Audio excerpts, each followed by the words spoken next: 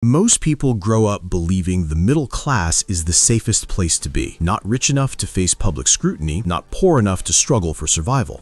Stable income, predictable life, sensible choices. It appears to be the financial comfort zone. But when you examine how modern economic systems actually work, a strange pattern appears. The middle class often pays the highest price for stability, not just emotionally, financially, systemically, quietly. To see why, imagine three households living in the same city. The first struggles near the poverty line. The second represents the middle income majority. The third sits comfortably among the wealthy. Each earns different incomes. Each lives under the same economic rules.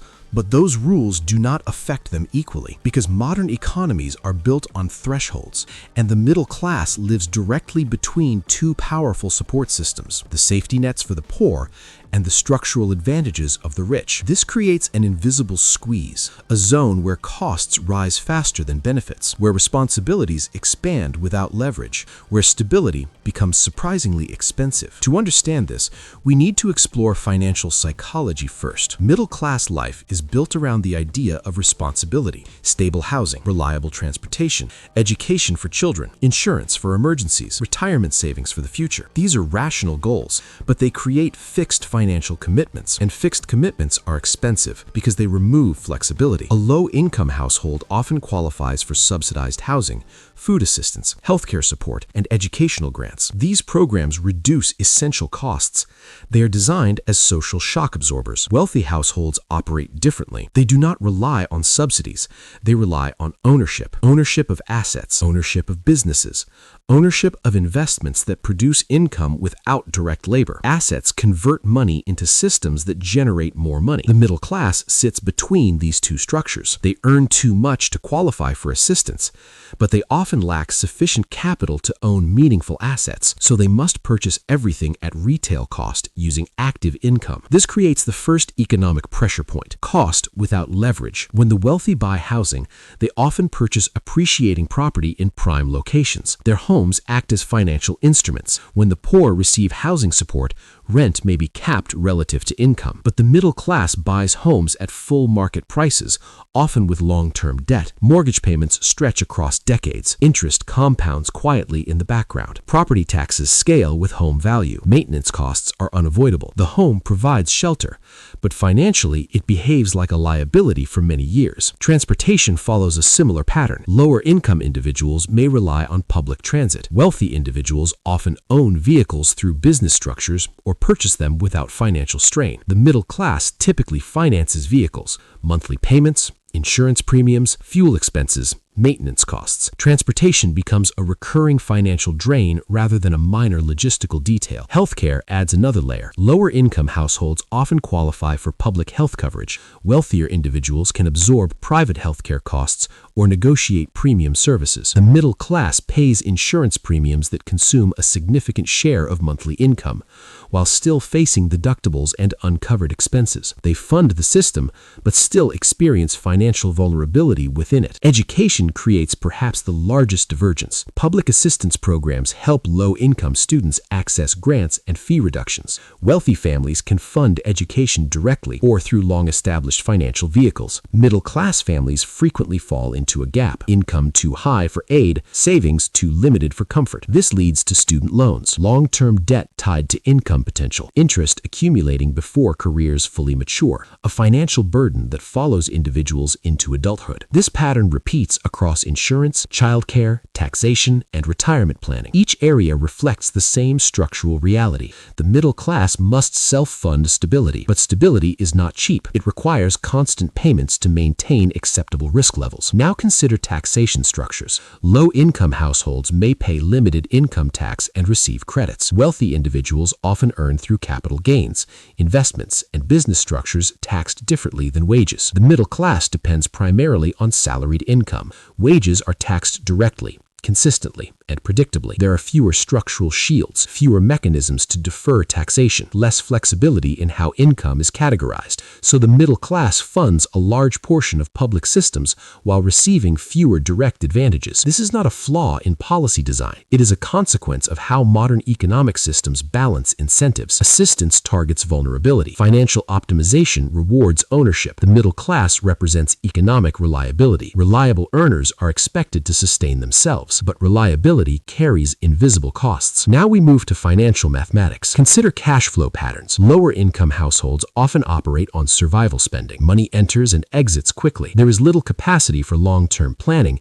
but fewer complex financial obligations. Wealthy households structure income streams. Investments generate dividends. Assets appreciate. Debt is often strategic and tax optimized. Cash flow is managed like an engineered system. The middle class experiences a hybrid model. Regular income, regular expenses, limited surplus. This creates linear financial growth. Linear growth struggles against exponential cost structures. Healthcare inflation, housing appreciation, education costs, insurance premiums. These grow faster than wages over time. So while income increases gradually, core expenses accelerate. This gap produces financial pressure even without visible crisis. Another key factor is risk distribution. Lower income households face higher daily uncertainty, but often have less to lose financially. Wealthy households diversify risk across multiple asset classes and income streams. The middle class concentrates risk. One primary job, one primary home, one primary retirement account. A disruption to any single element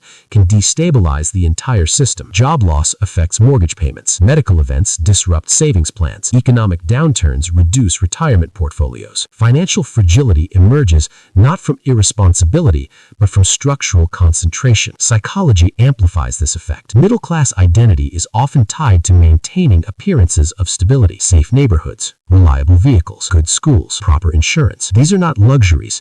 They are social expectations tied to responsibility and reputation, but maintaining them requires ongoing expenditure. The wealthy purchase convenience and influence. The poor prioritize survival. The middle class funds normalcy. Normalcy at scale becomes expensive. Now widen the lens historically. During industrial expansion in the 20th century, middle class growth was supported by wage expansion aligned with productivity. Housing was affordable relative to income. Education costs were manageable. Healthcare expenses was lower. Economic systems favored upward mobility through employment stability, but modern economies shifted towards asset-based growth. Ownership became more powerful than wages. Real estate appreciation accelerated. Financial markets expanded. Technology scaled wealth creation through capital rather than labor. Those who owned assets benefited disproportionately. Those dependent on wages experienced slower growth relative to systemic expansion. The middle class remained wage-dependent while aspiring to asset-based lifestyles. This creates structural tension, trying to access ownership through debt, trying to maintain stability through payments, trying to save while funding rising costs. Over time,